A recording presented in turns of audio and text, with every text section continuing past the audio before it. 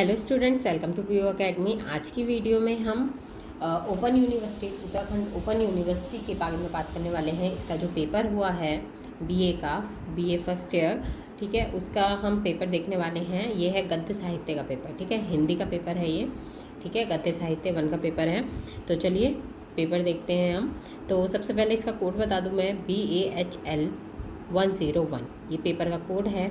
और इसका पैटर्न क्या रहेगा ये जानेंगे, साथ ही मार्क्स जानेंगे और क्या क्या क्वेश्चन आए हैं ये हम जानेंगे, जिससे कि आपके जो सिलेबस है उसमें आपको हेल्प मिल सके कि आप किस तरह से अपना जो सिलेबस है उसे कंप्लीट करेंगे या कौन से टॉपिक्स आप पढ़ सकते हैं। क्योंकि मोस्टली बच्चों के ये कमेंट रहे हैं कि जो ओपन यूनिवर्सिटी है उसके सिलेबस नहीं आ पाता है, ये भी काफ़ी दिक्कत रहती है, या फिर सिलेबस के अकॉर्डिंग ही जो क्वेश्चंस होते हैं वो नहीं आ पाते हैं, ठीक है। तो ये वाली जो दिक्कत होती है उसकी वजह से मैंने ये जो भी मेरे से पेपर मिल पाए हैं मैंने वो पेपर्स बना दिए हैं, यहाँ पे वीडियो के द्वारा आप तक पहुँचाए हैं।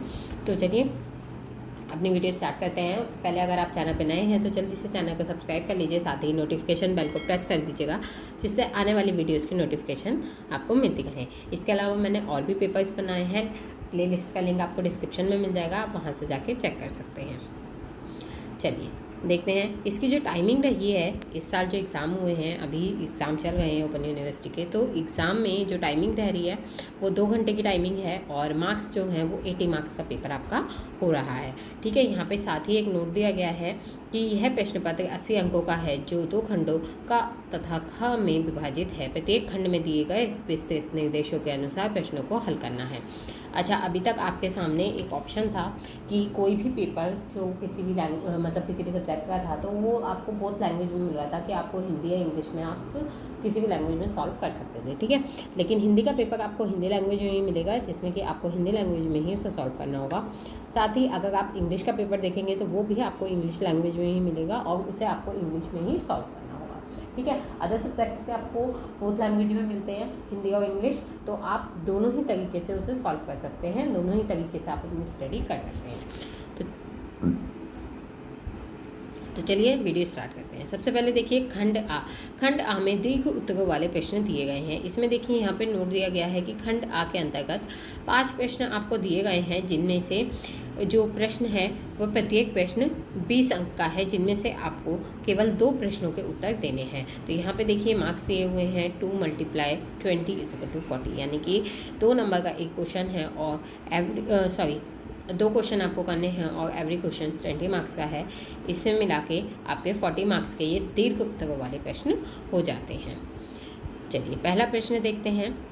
हिंदी गद्य साहित्य के उद्भव और विकास पर निबंध लिखिए, ठीक है। ये पहला प्रश्न है, यदि आपको आता है तो आप ये कर सकते हैं, ठीक है। उसके बाद सेकंड आता है, प्रेमचंद पूर्व कहानी युग की विस्तृत विवेचना कीजिए और प्रेमचंद युगीन प्रमुख कहानियों के संक्षिप्त परिचय दीजिए। तो देखिए यहाँ पे प्रेमचंद से पहले की जो कहानी का युग रहा है उसके बारे में आपको बताना है, साथ ही जो प्रेमचंद का कहानियों का युग रहा है उसके बारे में आपको यहाँ पर बताना है। थर्ड आता है, प्रेमचंदोत्तर प्रमुख उपन्यासों और उपन्यासकारों के बारे में बताइए। तो प्रेमचंद के बाद के जो उपन्यासकार हैं और जो उपन्यास लिखे गए हमें उनके बारे में यहाँ बताना है।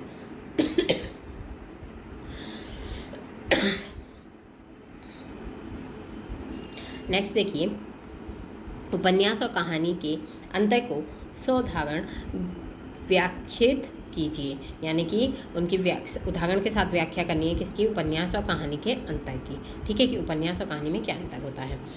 लास्ट क्वेश्चन आता है आपका, शैलेश मटियानी के व्यक्तित्व कवित्व पर प्रकाश डालिए। तो शैलेश मटियानी के बारे में आप जानते ही होंगे, ठीक है। ये काफ़ी अच्छे उपन्यासकार हैं, काफ़ी प्रचलित हैं। तो इनके व्यक्तित्व और कृतित्व के बारे में बताना है, जैसे कि जीवनी होती है उसे हमें अच्छे से बताना है। व्यक्तित्व इनका होगा कि ये कहाँ पढ़े, कैसे जन्म हुआ, कहाँ रहे, कैसे शिक्षा ग्रहण की इन्होंने, कहाँ कहाँ से की, ठीक है। और कृतित्व में इनकी जो रचनाएँ आई हैं या जो पुरस्कार आए हैं वो सब इसमें आएंगे, ठीक है। तो इस पर प्रकाश डालना है आपको।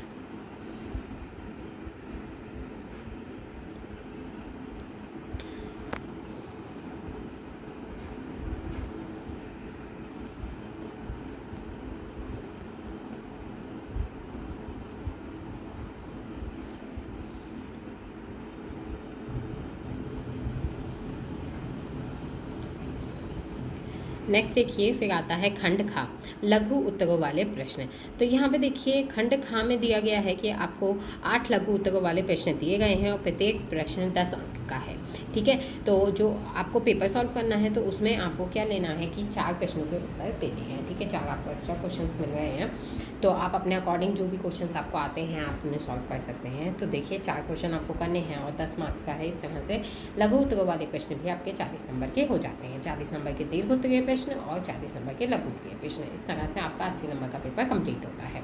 ठीक है, क्वेश्चन है आपका, पहला क्वेश्चन है स्त्री सुबोधनी कहानी की समीक्षा कीजिए। यानी कि आपकी स्त्री सुबोधनी का कहानी लगी हुई है और इसकी आपको समीक्षा करनी है, आपके सिलेबस में है ये। फिर आता है जैनेन्द्र का परिचय देते हुए उनकी प्रमुख रचनाओं का संक्षेप वर्णन कीजिए। तो यहाँ पे जो जैनेन्द्र कुमार हैं इनकी आपको परिचय देना है और साथ ही उनकी जो भी रचनाएँ हैं उनके बारे में संक्षेप में बताना है।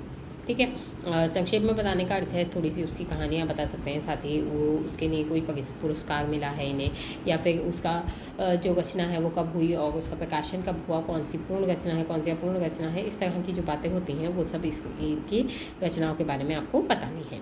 ठीक है, फिर आता है थर्ड क्वेश्चन, मलबे का मालिक के प्रमुख पात्र गनी का चरित्र चित्रण कीजिए। तो आपने मलबे का मालिक कहानी पढ़ी होगी, ठीक है, आपके सिलेबस में है। तो इसके जो मुख्य पात्र हैं प्रमुख पात्र हैं गनी।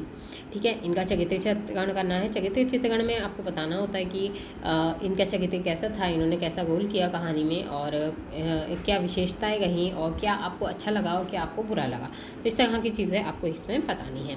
नेक्स्ट क्वेश्चन आता है, प्रेमचंद द्वारा लिखित बड़े भाई साहब की प्रमुख विशेषताओं का वर्णन कीजिए। तो देखिए प्रेमचंद की जो रचना है बड़े भाई साहब, ठीक है, इसकी प्रमुख विशेषताएं आपको बतानी है। तो ये रचना आपने पढ़ी होगी, जब आप ये रचना पढ़ेंगे तो उसके बाद आपको खुद ही पता चल जाएगा कि प्रेमचंद जी ने इसमें किन विशेषताओं का वर्णन किया है।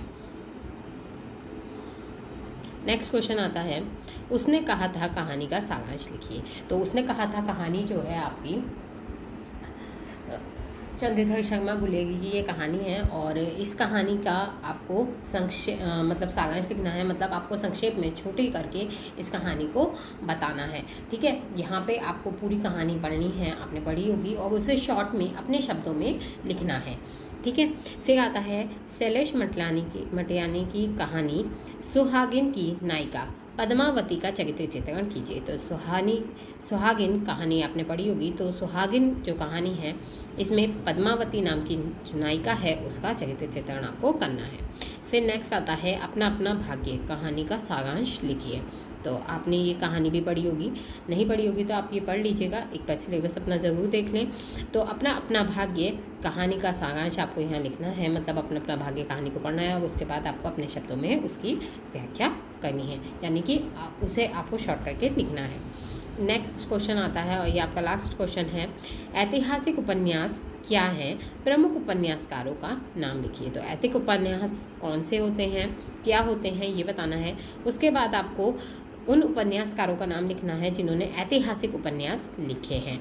ठीक है, तो इसी के साथ आपके जो ये क्वेश्चन है 8 क्वेश्चन कंप्लीट होते हैं। जो भी 4 क्वेश्चन स्टूडेंट्स को आते होंगे वही क्वेश्चन वो करके आए हैं। इसी तरह से आपके भी 8 क्वेश्चन दिए जाएंगे जिनमें से 4 क्वेश्चन आपको करने होंगे। ठीक है, तो ये रहा इस बार का पैटर्न और साथ ही ये क्वेश्चन पेपर।